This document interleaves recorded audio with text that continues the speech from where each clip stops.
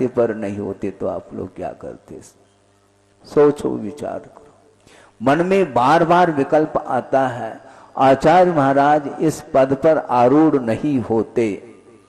दीक्षित होकर के आत्म कल्याण करना ये अलग वस्तु है।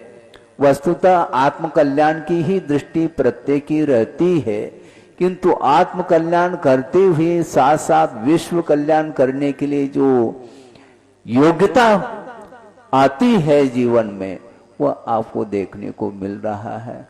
और आचार्य महाराज ने प्रत्येक क्षेत्र में उन्होंने अलग जगाया। प्रत्येक क्षेत्र में विश्व के लिए पूरा का पूरा प्रकाश उनके द्वारा मिल रहा है। विश्व अंधेरे में था, उनको प्रकाश दिया है। हाँ, आचार्य महाराज कहते हैं अपने ज्ञान सागर महाराज जी के लिए दिया दे दिया बोलते हैं। तो इसी प्रकार आचार्य महाराज ने भी कार्य किया है। 50-55 साल हो गए उनको दीक्षित होकर के, और आचार्य पद पर आरूढ़ होकर के आत्म साधना करते हुए विस्मय होता है। शरीर को देखते हैं तो शरीर जर्जर होता चला जा रहा है। इसके उपरांत भी इतना दृढ़ संकल्प है, निरंतर वो विहार करते करते मुझे कई बार विकल्प मन में आया, और कई व्यक्तियों के सामने भी हमने विकल्प रखा। वो ये है कि अब जहां उनके चरण रुकेंगे वहीं पर मंजिल है, ऐसा लग रहा था, लेकिन उनका लक्ष्य पूर्ण हुआ है। ज्ञानार्णवकार शुभचंद्र हुए हैं, आचार्य शुभचंद्र। उन्होंने ज्ञानार्णव की रचना की है, और उसमें एक प्रकरण आता है वृद्ध सेवा को लेकर के। उसमें एक कारिका आई है, बहुत मार्मिक कारिका है। वृद्ध वस्तुतः किसको बोलते हैं? वयोवृद्ध होता है, ज्ञान वृद्ध होता है, ये तो होते ही हैं। अपने अपने क्षेत्र में सभी वृद्धत्व का अनुभव करते हैं। इसके बावजूद भी वृद्ध किसको बोलते हैं, इसको उन्होंने स्पष्ट शब्दों में व्यक्त किया है। वह ये है, हालांकि वह कारिका संस्कृत में है, उसको रख करके उसका भाव भी मैं बताने का प्रयास करूंगा। और वो गाथा में भाव ये दे रहे हैं आचार्य महाराज कि प्रत्यासत्यम समायातई विषयई स्वांतरंजकई न धैर्यम स्खलितम येषाम ते वृद्धा व्युदैर्मताः। इस प्रकार करे विद्वान लोग उनको वृद्ध बोलते हैं जिनका धैर्य स्खलित नहीं होता। किससे? प्रत्यासत्यम समायाते, निकटता को प्राप्त हो गए हैं पंचेंद्र के विषय, जो कि मन को रंजायमान करने वाले ऐसे पंचेंद्र के विषयों के बीच में रह करके भी जिसका मन धैर्य स्खलित नहीं होता, उसको वृद्ध बोला है। हाँ, उम्र से वृद्ध होना स्वाभाविक है, क्योंकि उम्र बढ़ती चली जाएगी। बाल्यावस्था व्यतीत होगी, किशोर अवस्था आएगी, युवा अवस्था आएगी, प्रौढ़ अवस्था आएगी, और अंततोगत्वा वृद्धावस्था भी आएगी। और उसके माध्यम से वृद्धत्व का अनुभव करते हैं प्रत्येक संसारी प्राणी।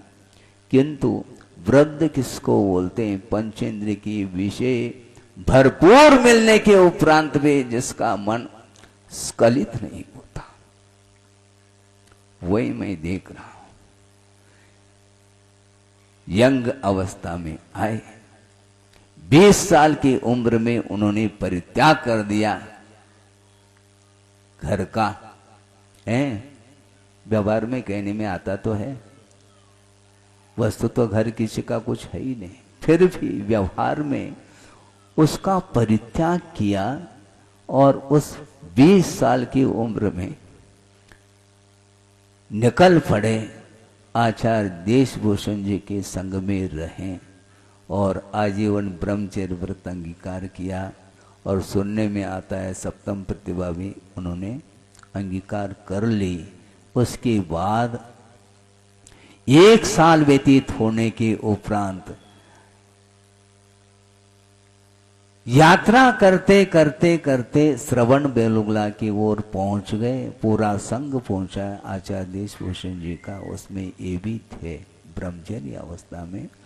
वहां से पुनः लौट करके स्तव नदी आ गए। बताते हैं हमने सुना है, क्योंकि उस समय उम्र काफी छोटी थी, सुनने में आया। अब स्तव नदी के पास आए हैं, स्तव नदी आए हैं, लेकिन क्योंकि आप जानते हैं विद्याधर हैं तो अब तो स्थिर थोड़ी रहेंगे। तत्काल वहां से पुनः राजस्थान की ओर रवाना हो गए और आचार्य ज्ञान सागर जी के चरणों में आकर के निवेदन किया कि महाराज अब तो आपके चरणों में मैं आया हूं। तो आचार्य ज्ञान सागर जी ने बोला है, ऐसा गुरुदेव के मुख से भी सुनने को मिलता है। हाँ, इस प्रकार के ब्रह्मचर्य लोग तो कई आते हैं और चले जाते हैं, अध्ययन वगैरह कर लेते हैं, किंतु उनका मन स्थिर नहीं होता, इसलिए भरोसा हम क्या करेंगे। तो उसी समय आचार्य महाराज ने उनको विश्वास दिलाया कि मैं आज से आजीवन सवारी का त्याग करता हूं। ऐसा कोई व्यक्ति मिलता है? सालों हो जाते हैं, व्रत अंगीकार करते हैं, इसके उपरांत भी घर का त्याग करना और सवारी का त्याग करना बहुत बड़ा सवाल है। लेकिन उनके लिए कुछ नहीं, एक ही क्षण में उन्होंने पूर्णतः त्याग करके उनके चरणों में समर्पित हो गए। इसको बोलते हैं, कई लोग कहते हैं महाराज श्रद्धान में और समर्पण में क्या अंतर है? यही तो अंतर होता है। श्रद्धान तो प्रत्येक व्यक्ति के भीतर रहता है, किंतु श्रद्धान में अंतर जो आता है वह समर्पण को लेकर के ही आता है। एक बार गुरुदेव ने कहा था कि भगवान को मानना और भगवान की आज्ञा मानना बड़ा अंतर है। उसी प्रकार गुरु को मानना और जिस समय वो आज्ञा देते हैं उस समय शिरोधार्य करना, ये समर्पण का प्रतीक है, इसमें कोई शक नहीं। तो इस प्रकार उनके चरणों में आकर के 10-11 महीने व्यतीत हुए नहीं और डायरेक्ट जैनेश्वरी दीक्षा उनको मिल गई। हम तो क्रम क्रम से एक एक सीढ़ी चढ़ते हुए आए। पहला छुल्लक बन गए, फिर ऐलक, फिर बाद में मुनि बन गए, किंतु डायरेक्ट उनकी दीक्षा मुनि दीक्षा हो गई। उस समय कई गणमान्य व्यक्तियों के द्वारा भी विकल्प रखा गया कि महाराज ज्ञान सागर जी के सामने सुनते हैं कि अभी इस युवक को आप दीक्षा दे दो, कोई बाधा नहीं, लेकिन छुल्लक बना दो तो ज्यादा अच्छा रहेगा कि धीरे धीरे साधना बढ़ती जाएगी। लेकिन ऐसा नहीं, क्षमताएं योग्यताएं जो होती हैं वो अद्भुत होती हैं, उसके लक्षण आचरण से पकड़ में आता है।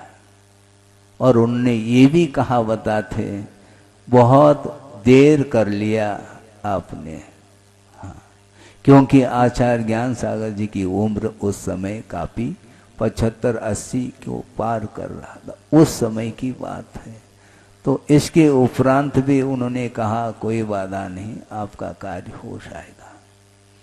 तो अर्थ ये है कि वो जो अभी भी यंग अवस्था में उत्साह के साथ आचरण का पालन करना, ज्ञान का अर्जन करना, ये तो संभव है, किंतु धीरे धीरे उम्र बढ़ने के बाद भी 75 साल की उम्र में भी वो युवा के समान आचरण करते। हम लोग बहुत जल्दी एक्सर्शन का अनुभव कर सकते हैं, थकान का अनुभव कर सकते हैं, उनको थकान नहीं है।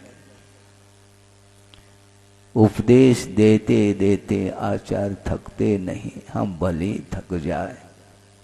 कई लोगों का कहना रहता है कि महाराज इतने सब जगह इस प्रकार के प्रोजेक्ट जो है सामने आ रहे हैं, कैसा होगा, क्या होगा, इसकी चिंता क्यों करते हैं आप? इसकी चिंता क्यों करते हैं? क्योंकि मोक्ष मार्ग है, मार्ग को अवरुद्ध नहीं किया जा सकता। आपने मान लो जनालय के लिए भाव रखे गुरुदेव के सामने, उन्होंने आशीर्वाद दे दिया। इसी प्रकार अन्यत्र भी जो जनता है, समाज है, वो भी अपने भाव रख सकते हैं और रखते हैं, इसलिए आशीर्वाद देना उनका कार्य। ये होगा पंचम काल के अंत तक जो जन्म या अपने जैन जो धर्म है अविरल रूप से बढ़ता चला जाता है। वो कैसा इसी प्रकार से होता है। वृषभनाथ भगवान हुए, उसके पश्चात धर्म समाप्त हुआ क्या? अजितनाथ का नंबर आ गया, शंभोनाथ का नंबर आ गया। इस प्रकार एक एक तीर्थंकर होते चले गए, अंतिम महावीर भगवान हुए। इसी प्रकार यह है, जिस प्रकार अनादिकाल से यह संसार का जो रूप देखने को मिल रहा है, अनंत काल तक ये चलेगा संसार का